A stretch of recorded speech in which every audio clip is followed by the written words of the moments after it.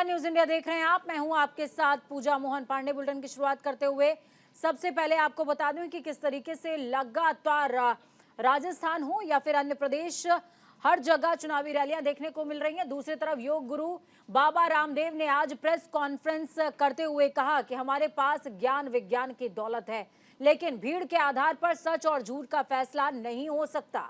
उन्होंने कहा कि मेडिकल माफिया झूठा प्रचार करते हैं। पतंजलि कभी झूठा प्रचार नहीं करता, बल्कि पतंजलि ने स्वदेशी आंदोलन को बढ़ावा दिया है। जो झूठ फैलाया जा रहा है उसका पर्दाफाश होना चाहिए। बीमारियों के नाम पर लोगों को डराया जा रहा है। हमने योग से अलग पहचान बनाई है।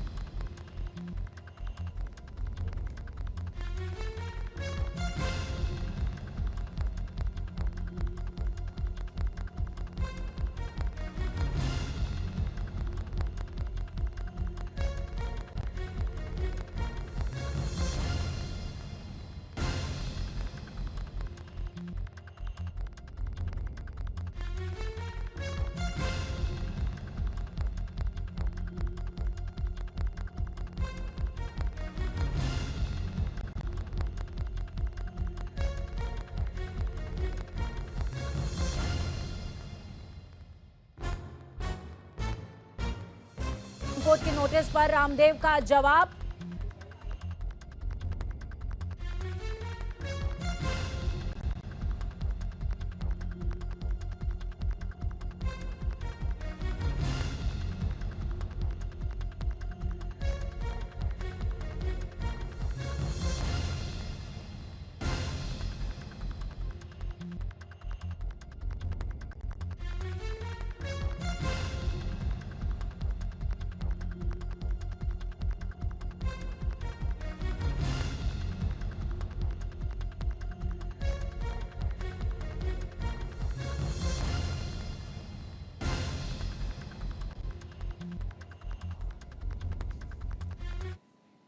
कल से मीडिया के हजारों साइट्स में एक खबर को वायरल किया जा रहा है कि सुप्रीम कोर्ट ने पतंजलि को फटकार लगाई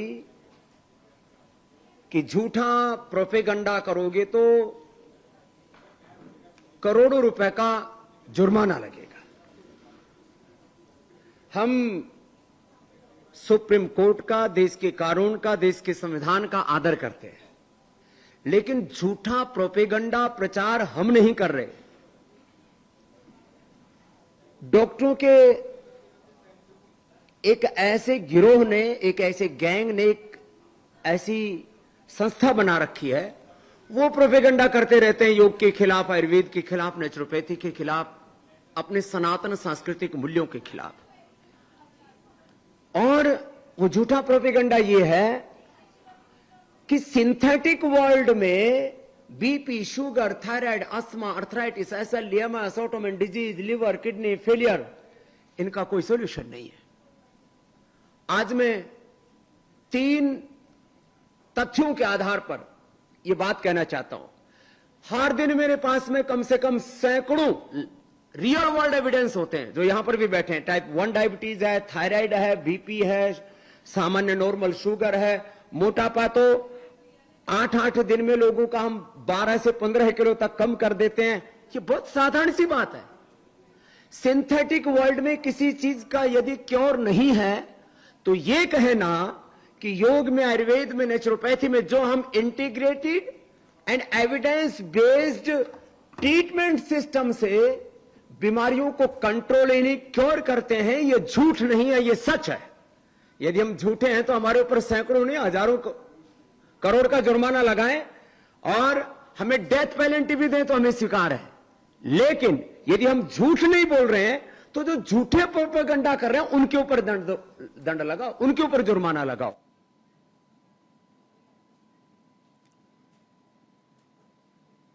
तो बाबा रामदेव को सुन रहे थे आप। बाबा रामदेव ने साफ तौर पर कहा कि हम सुप्रीम कोर्ट के सामने मरीजों की परेड कराने तक को तैयार हैं, और अगर किसी चीज का क्योर सिंथेटिक वर्ड में नहीं है तो इसका मतलब ये नहीं कि आयुर्वेद झूठा है। चलिए ग्राउंड जीरो का रुख करते हैं। हरिद्वार से संजय पुंडीर हमारे साथ में लाइव जुड़े हुए हैं। इसके अलावा अली शरर हमारे साथ में लाइव जुड़े हुए हैं इस खबर पर ज्यादा जानकारी के लिए। सबसे पहले हरिद्वार का रुख करेंगे। संजय, बाबा रामदेव को सुन रहे थे हम, उनका जो बयान है वो, उस बयान में वो साफ तौर पर कह रहे हैं कि कई ऐसे मरीजों को भी हमने प्रेस के सामने बैठाया है जिन लोगों की कई बीमारियों को हमने क्योर किया है। तो अगर किसी चीज का इलाज कहीं और नहीं है तो ये कह देना कि आयुर्वेद झूठा है, ये बर्दाश्त नहीं किया जाएगा। देखिए, लगातार ही हम देख रहे हैं कि बाबा रामदेव पर पहले भी कई इस तरह के आरोप लगे हैं, उनके प्रोडक्ट को लेकर पहले भी इस तरह के जो मामले हैं वो सामने आए हैं, लेकिन इस बार सुप्रीम कोर्ट ने उन्हें एक कड़ी फटकार लगाई है। हालांकि बीते लंबे समय से लगातार ही इस तरह की लड़ाई है वो चल रही है, और हमने ये भी देखा है कि जो इंडियन मेडिकल एसोसिएशन है उसने एक वाद भी दायर किया था, जिसकी सुनवाई में अब देखा है कि सुप्रीम कोर्ट ने एक फटकार लगाई है और उन्हें कहा है कि जिस तरह से लगातार ही बड़ी बड़ी बीमारियों को ठीक करने के जो प्रचार प्रसार कर रहे हैं उन्हें तत्काल प्रभाव से रोक दिया जाए, नहीं तो उन्हें बड़ा जुर्माना भी होगा और उन पे कार्रवाई भी होगी। इसी को लेकर अब बाबा रामदेव ने प्रेस कॉन्फ्रेंस की है। उन्होंने यही कहा है कि लगातार आयुर्वेद के माध्यम से, जिस तरह हमने कोरोना काल में भी बहुत से लोगों को ठीक किया है, और लगातार ही आयुर्वेद के माध्यम से हम बड़ी बड़ी बीमारियों को ठीक कर सकते हैं। हालांकि उनका यह भी कहना है कि एक बड़ा जो गैंग है वो चल रहा है, ड्रग माफियाओं का चल रहा है, उसके माध्यम से ही इस तरह के प्रचार किए जा रहे हैं। लेकिन अगर आयुर्वेद से हम बड़ी बड़ी बीमारियों को ठीक कर रहे हैं तो उसमें बुराई क्या है। हालांकि इसको लेकर कई तरह के और भी बयानबाजी यहाँ पर दिए गए हैं। जी देखिए, इंडियन मेडिकल एसोसिएशन की ओर से ये याचिका दाखिल की गई थी। अली, मैं आपके पास से आऊंगी। इंडियन मेडिकल एसोसिएशन की ओर से ये याचिका दाखिल की गई थी, तो क्या इस एसोसिएशन के तहत जितने लोग लिस्टेड हैं उनकी भी किसी तरह की जांच करने की बात अब कही जाएगी क्या? क्योंकि बाबा रामदेव साफ तौर पर कह रहे हैं कि वो अपना एजेंडा सेट करने के लिए इस तरीके का कीचड़ उछाल रहे हैं। देखिए पूजा, आपने सुना, दर्शकों ने सुना जिस तरह से बाबा रामदेव प्रेस कॉन्फ्रेंस में एक तरफ तो देश की सबसे बड़ी अदालत सुप्रीम कोर्ट का आदर कर रहे हैं, दूसरी तरफ वो ये भी आरोप लगा रहे हैं कि देश में बड़ा गैंग है जो कि दवाओं माफियाओं का है और वो सक्रिय है, कहीं ना कहीं वो ये सब कर रहा है। लेकिन बात यहाँ ये खड़ी होती है, जिस समय कल देर शाम सुप्रीम कोर्ट में ये पूरा मामला चल रहा था, बहस हो रही थी, तो उस समय तमाम तत्वों को रखने के लिए कहा गया था, जो बाबा रामदेव की तरफ से यानी कि पतंजलि की तरफ से जो अधिवक्ता पेश हुए थे वो नहीं रख पाए। साफ तौर पर कहा गया कि आप इस तरह के भ्रामक तौर पर जो विज्ञापन पेश किए जा रहे हैं समाज में, इनको बंद कीजिए, क्योंकि आपके पास कोई तथ्य नहीं है। क्योंकि देखिए, अदालत में तथ्य रखे जाते हैं, सबूत रखे जाते हैं, उसके आधार पर ही आगे की कार्रवाई या फैसले होते हैं। तो कल जिस तरह से पूरा मामला चल रहा था सुनवाई का, उस दौरान बाबा रामदेव की तरफ से जो अधिवक्ता थे वो ऐसा कोई खास ठोस सबूत नहीं रख पाए जिससे कि उनके विज्ञापनों पर रोक ना लगे। और रोक इसलिए लगाई जा रही है क्योंकि कल ऐसा कोई ठोस सबूत नहीं पेश कर पाए। कल उन्होंने जो दावे किए गए हैं उनके प्रोडक्ट में पतंजलि के, और ये कहा गया है कि एलोपैथिक में जो दवाओं हैं जिनका इलाज नहीं है बीमारियों का, उन बीमारियों का इलाज हमारे पास है। यानी कि बाबा रामदेव की जो पतंजलि कंपनी है उसके पास। अभी देखिए, सुप्रीम कोर्ट की तरफ से फटकार कहें या नोटिस कहें, नोटिस जारी हुआ है, तो क्या पतंजलि के पास अभी एक नियत समय है क्या इसका जवाब देने के लिए और अपने कुछ तथ्य पेश करने के लिए? देखिए पूजा, बिल्कुल है, क्योंकि अब 5 फरवरी 2024 को इस पूरे मामले में एक बार फिर सुनवाई होगी, क्योंकि इस पूरे मामले में जो तत्व रखने हैं यानी कि सबूत जो रखने हैं वो दूसरी सुनवाई पर रखने हैं। यानी कि बाबा रामदेव के जो अधिवक्ता थे उन्होंने कहा कि हमारे पास तमाम सबूत हैं लेकिन फिलहाल नहीं है, इसीलिए उनको फिलहाल के लिए ये कहा गया है कि अपने विज्ञापन बंद कीजिए। जो विज्ञापन आपके चल रहे हैं करोड़ों रुपए का, नहीं तो आप पे जुर्माना लगाया जाएगा, और अगली सुनवाई पे उनको तमाम सबूत हैं वो पेश करने होंगे सुप्रीम कोर्ट में। ठीक है, विज्ञापन बंद करने की बात यहाँ पर सुप्रीम कोर्ट की तरफ से की गई है। संजय, मैं आपके पास आऊंगी।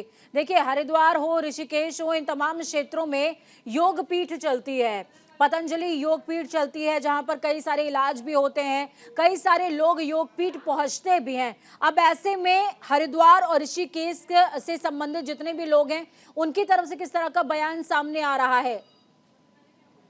देखिए, लगातार ही पूजा, जब हम हरिद्वार की बात की जाए या फिर उत्तराखंड के तमाम जनपदों की बात की जाए, तो यहाँ पर जगह जगह योग पीठ के माध्यम से योग का प्रचार प्रसार किया जाता है। खासकर अगर हरिद्वार की बात की जाए तो यहाँ पर भी योग के माध्यम से बड़ी बड़ी बीमारियों को ठीक करने का दावा किया जाता है। लेकिन हम जब जनता के बीच में जाते हैं तो कहीं ना कहीं लोग बाबा रामदेव के खिलाफ बोलने से बचते हैं। उनका यही कहना है कि जिस तरह चल रहा है हम कुछ नहीं इस विषय में बोल सकते। यानी ये भी कह सकते हैं कि बाबा रामदेव के सामने लोग बाग कहीं ना कहीं उनसे घबराते भी हैं, डरते भी हैं। और ये एक बार चलिए, बहुत शुक्रिया आप दोनों का हमारे साथ जुड़ने के लिए, अहम जानकारी साझा करने के लिए। इस बीच एक और बड़ी और अहम जानकारी आपको दे रहे हैं। मनीष सिसोदिया की राउज एवेन्यू कोर्ट में पेशी। जी हां, बड़ी खबर है। दिल्ली शराब घोटाला मामले में सुनवाई हुई है। 11 दिसंबर तक सिसोदिया की न्यायिक हिरासत, न्यायिक अभिरक्षा बढ़ा दी गई है और अब इस मामले की अगली सुनवाई 22 दिसंबर को होगी। आरोपियों की तरफ से ट्रायल में देरी की जा रही है, ये कहना है सीबीआई का। दिल्ली आबकारी नीति मामले में ईडी ने राउज एवेन्यू कोर्ट में मनीष सिसोदिया को पेश किया। आम आदमी पार्टी के नेता मनीष सिसोदिया को राउज एवेन्यू कोर्ट से मंगलवार को कोई राहत नहीं मिली है। अदालत ने उनकी न्यायिक अभिरक्षा को 11 दिसंबर तक के लिए बढ़ा दिया है। राउज एवेन्यू कोर्ट के जज ने सुनवाई के बाद कहा कि ईडी की ओर से आरोपी व्यक्तियों से जुड़े कई दस्तावेज दाखिल करने का काम बाकी है। अदालत ने प्रवर्तन निदेशालय को नोटिस जारी करते हुए इस मामले में एक अन्य आरोपी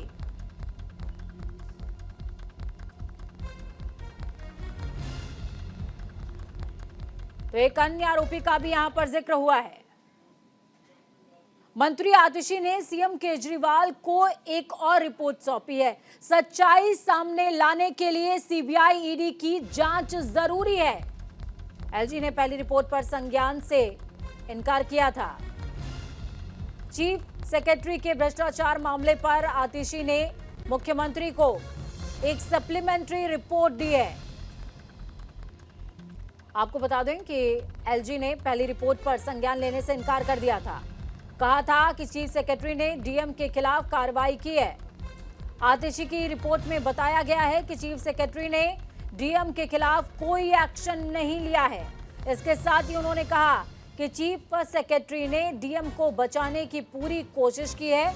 उनका कहना यह भी है कि चीफ सेक्रेटरी के बेटे की कंपनी को फायदा मिला, जिसकी असलियत को सामने लाने के लिए सीबीआई ईडी की जांच जरूरी है।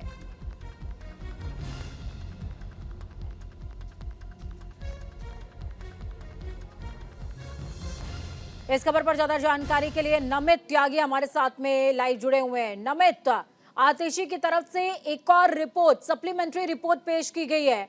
अरविंद केजरीवाल के हाथ में है वो रिपोर्ट, लेकिन सबसे बड़ी बात ये कि विषय सेम है और इसमें कहा गया कि जांच होनी चाहिए, सीबीआई और ईडी से जांच होनी चाहिए ताकि तथ्य उजागर हो। देखिए, बिल्कुल नोएडा जो अगर हम द्वारका एक्सप्रेसवे की बात करें तो वहां पर एक जो बामनोली एक्सप्रेसवे की बात करें तो वहां पर एक जो बामनोली गांव में 22 एकड़ जमीन है, उससे जुड़ा ये मामला है और मुख्य सचिव के बेटे के ऊपर भ्रष्टाचार के जो आरोप लगे हैं। इससे पहले भी विजिलेंस मंत्री आतिशी ने मुख्यमंत्री को एक रिपोर्ट बनाकर भेजी थी और इस रिपोर्ट को मुख्यमंत्री आवास से एलजी को भेजा गया था, लेकिन एलजी ने उस रिपोर्ट पर संज्ञान नहीं लिया था। लेकिन अब आज दोबारा एक जो रिपोर्ट है वो विजिलेंस मंत्री आतिशी की तरफ से मुख्यमंत्री अरविंद केजरीवाल को भेजी गई है और सीधे तौर पर ये कहा गया, क्योंकि पहली जो रिपोर्ट एलजी को भेजी गई थी, एलजी ने उस रिपोर्ट पर संज्ञान नहीं लिया था और ये कहा था कि हमने मुख्य सचिव और डिविजनल कमिश्नर के कहने पर जो है वो डीएम के ऊपर कार्रवाई की और इस मामले पर हम जांच करा रहे हैं। लेकिन जो दूसरी सप्लीमेंट्री रिपोर्ट आज भेजी गई है आतिशी की तरफ से, उस रिपोर्ट में सीधे तौर पर जिक्र किया गया है कि सभी तथ्यों के होते हुए भी डीएम के ऊपर कोई कार्रवाई नहीं की गई है अब तक। और इसके अलावा मुख्य सचिव खुद जो है वो डीएम को बचा रहे हैं क्योंकि उनकी बेटे की कंपनी को इससे फायदा मिला है। तो ऐसे में बड़े सवाल जो आतिशी ने उठाए हैं और उन्होंने सीधे तौर पर इस पूरे मामले की सीबीआई और ईडी से जांच की मांग भी की है और सीधे तौर पर यह भी कहा है कि जब तक इस मामले की जांच होती है तब तक मुख्य सचिव को उनके पद से हटाया जाए। बिल्कुल नमित, देखिए सबसे बड़ी बात यह भी है कि जिस दौरान एलजी को ये रिपोर्ट सौंपी गई, एलजी की तरफ से साफ तौर पर कहा गया कि डीएम के ऊपर कार्रवाई अमल में लाई गई है और कार्रवाई करते हुए उनके ऊपर एक्शन लिया गया है। लेकिन आतिशी की रिपोर्ट कह रही है कि डीएम के ऊपर कार्रवाई एक तो नहीं हुई है और दूसरी तरफ उसे बचाने की भी कोशिश की जा रही है, और ये दोनों ही तथ्य अपने आप में बिल्कुल अलग है। और अगर इन अलग तथ्यों का संज्ञान नहीं लेते हैं एलजी साहब तो आगे क्या होगा? देखिए, दरअसल अब यही बात होगी, क्योंकि मुख्यमंत्री के पास अभी विजिलेंस मंत्री आतिशी ने इस रिपोर्ट को भेजा है, विजिलेंस रिपोर्ट को। अब ये रिपोर्ट मुख्यमंत्री आवास से एलजी आवास जाएगी और एलजी क्या इस पर रिएक्शन करेंगे, क्या उस पर एक्शन होगा, क्योंकि जो वहां के डीएम है, जहां के ये जो पूरा मामला है द्वारका एक्सप्रेसवे के पास बामनोली गांव का, वहां के जो डीएम है हेमंत कुमार, उनके ऊपर कार्रवाई की मांग की जा रही, क्योंकि साल 2018 से 22 तक जो है उस जमीन का रेट नहीं बढ़ाया गया था। केवल 42 से 43 करोड़ रुपए ही इस जमीन की कीमत थी, लेकिन 19 एकड़ वो जमीन थी। लेकिन 2022 में जैसे ही दिल्ली के मुख्य सचिव बदलते हैं, नरेश कुमार दिल्ली के मुख्य सचिव बनते हैं, तो वहां के डीएम को बदला जाता है और वहां के डीएम के बदलने के साथ ही उस 22 करोड़ की जो जमीन थी उसको 353 करोड़ कर दिया जाता है। तो तमाम बड़े भ्रष्टाचार के आरोप लगाए गए हैं। इसके अलावा आतिशी ने विजिलेंस रिपोर्ट में यह भी कहा है कि केवल जो कार्रवाई है डीएम के ऊपर वो कागजी तौर पर हुई है और जो कागजी तौर पर ही रस्साकसी चलती रही, लेकिन जो ग्राउंड लेवल पर अभी डीएम के ऊपर कोई कार्रवाई नहीं हुई है, ऐसा विजिलेंस रिपोर्ट में कहा गया है। बिल्कुल नमित, एक और जिक्र इसमें हो रहा है इस रिपोर्ट के दौरान कि जो यहाँ पर मुख्य सचिव हैं उनके बेटे की कंपनी का भी जिक्र आ रहा है कि उसको लाभ पहुंचाया गया है। क्या इसकी भी किसी तरह से कोई जांच हुई है क्या अभी तक? और अगर नहीं हुई है तो क्या किसी तरह की हमारे पास रिपोर्ट है कि वो जांच कब तक सुनिश्चित हो पाएगी? देखिए, दरअसल क्योंकि जो इनके लड़के हैं मुख्य सचिव के, उसी के खिलाफ ये मामला है और उन जो ये बामनोली गांव में जो 19 एकड़ जमीन है, उस जमीन के जो मालिक हैं उसके दामाद की कंपनी में मुख्य सचिव का बेटा जो है वो काम करते हैं। ऐसे में उनकी कंपनी को फायदा पहुंचाने का सीधे तौर पर मामला निकल कर आया। हालांकि पहली जो रिपोर्ट भेजी गई थी एलजी के पास, तो एलजी ने यह कहा था कि हम तो इस मामले में पहले से ही जांच करा रहे हैं, पहले से ही मुख्य सचिव और डिविजनल कमिश्नर के कहने पर ही डीएम पर एक्शन लिया गया है, कार्रवाई हो रही है। लेकिन अब जो आज जो विजिलेंस रिपोर्ट जो भेजी गई है इनकी आतिशी की तरफ से, उसमें सीधे तौर पर लिखा है कि अभी तक ग्राउंड लेवल पर, यानी कि डीएम पर, वहां के डीएम पर कोई एक्शन हुआ नहीं है। तो ऐसे में इंतजार पूजा इस बात का है कि वो जो रिपोर्ट आज सौंपी गई है मुख्यमंत्री को, वो मुख्यमंत्री आवास से एलजी के पास जब भेजी जाएगी तो एलजी का आखिर इस दूसरी रिपोर्ट पर क्या रिएक्शन आता है।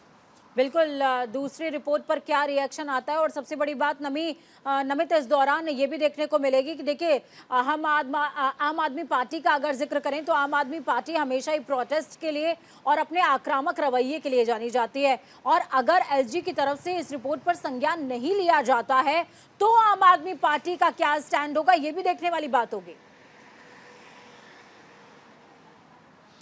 देखिए, बिल्कुल निश्चित तौर पर, क्योंकि आम आदमी पार्टी पिछले 15 दिन से इस पूरे मामले को उठा रही है और आम आदमी पार्टी का यह भी कहना है कि अगर सीबीआई और ईडी से इस पूरे मामले की जांच होगी तो पूरी हकीकत सामने आ जाएगी। क्योंकि आम आदमी पार्टी इसमें यह भी आरोप लगा रही है कि अगर हमारे नेताओं के ऊपर आरोप लगते हैं तो उनके ऊपर जांच अचानक एकदम से बैठ जाती है। लेकिन अगर इस तरीके से मुख्य सचिव के बेटे और उनके ऊपर भ्रष्टाचार के आरोप लगे हैं जमीन अधिग्रहण मामले में, तो आखिर उनके ऊपर जांच में इतनी देरी हो क्यों रही है, क्या वजह है उनके ऊपर जांच नहीं हो पा रही है? तो ये आरोप भी आम आदमी पार्टी लगा रही है। हालांकि निश्चित तौर पर जिस बात का जिक्र आपने किया कि अगर दूसरी रिपोर्ट पर भी एलजी की तरफ से कोई क्लैरिफिकेशन नहीं आता है तो उसके बाद आम आदमी पार्टी इस मुद्दे को सड़कों पर लेकर भी जाएगी। क्योंकि आज भी हमारी ऑफ द कैमरा कई आम आदमी पार्टी के लीडर से बात हुई, दिल्ली सरकार के जो मंत्री हैं उनसे भी बातचीत हुई ऑफ द कैमरा। उनका यह कहना है कि जब तक सीबीआई और ईडी इस पूरे मामले की जांच नहीं करेंगी तो मुख्य सचिव अपने पद पर रहते रहते इस मामले पे जांच जो है वो ऐसे हो नहीं सकती है। और एलजी की भूमिका को लेकर के लगातार सवाल उठते रहे हैं नमित